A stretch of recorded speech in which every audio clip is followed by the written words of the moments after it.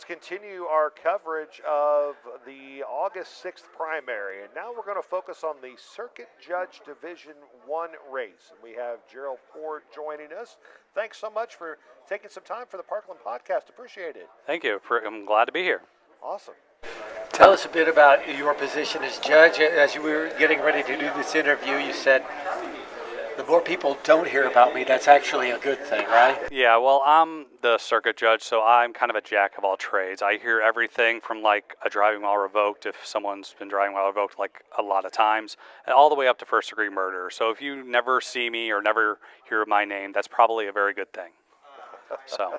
Talk about your experience. Obviously, you've put together quite an impressive resume. Sure. Before I became an attorney, before the first job I got after I graduated law school was with Ed Martin. So he was trying to become the first Republican Attorney General in 20 years, and that helped lay the groundwork for the first Republican Attorney General in over 20 years in Josh Hawley.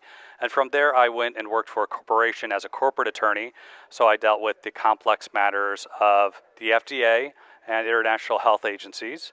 And then I became the circuit judge. I was the first Republican ever to get elected circuit judge in the 24th Circuit, and the one of two of the original Republicans out of St. Genevieve ever to serve in the courthouse. So that's a bit about who I am.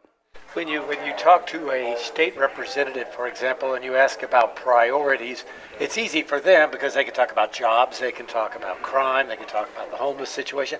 It's a little different for a judge, isn't it? Of course. As a judge, I can't really make promises or pledges or saying I'm going to change things. It would be unethical for me to do so. The main thing I can just talk about is, doing my job, upholding the law and upholding the Constitution. So. Talk about experience on the bench or in a courtroom that you feel like has strengthened you as an individual and helped get you to where you are today. Well, I think the COVID situation kind of shaped all of us in a lot of ways. Keeping the courthouse open was really important. I know a lot of circuits weren't able to do that, but at Division 1 we were able to. So we were able to have our law days, have our juvenile days, make sure that cases kept going. We even did jury trials during the COVID situation. So in St.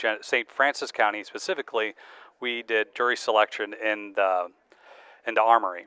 So in a normal situation, we would have everyone go to the courthouse. We have like 80 to 100 people, but there we had everyone spread out in the Armory, and then when we picked our jury, we came back to the courthouse. And normally you would have 12 people there in the jury box, right next to each other, but instead we had to have everyone out there.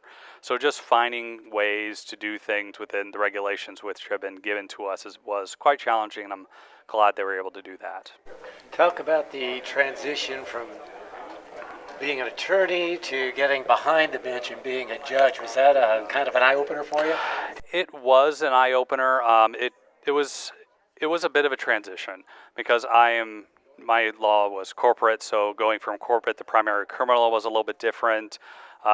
Thankfully, the laws were a little more simpler and less opaque because the FDA and international health agencies, they tell you one thing, but then one regulator says, oh, we want to do this way. And then when another guy comes in, he says, oh, no, we wanted you to do it that way. So it's just very easy when, you have what is murder, all the elements just sitting right there in black and white. So that was a little nice, but probably the biggest challenge for me was just to realize that, up in the corporate world, we have to do time schedules, we have to do everything on time, and it's a little slower down here in the circuit level. Final message for voters. Why should they put a check mark by your name? Sure. So I'm Judge Poor. I'm the first Republican ever to get elected circuit judge, and this is a Republican primary, so obviously.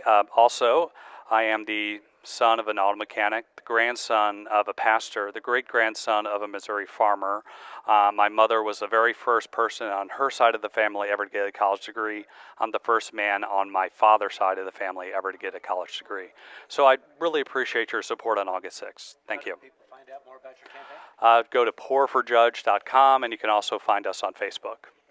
Thank you. Jerel, nice to meet you today. Good luck with your campaign. Thank you. Thank you so much. All right. Guys, have a lovely day.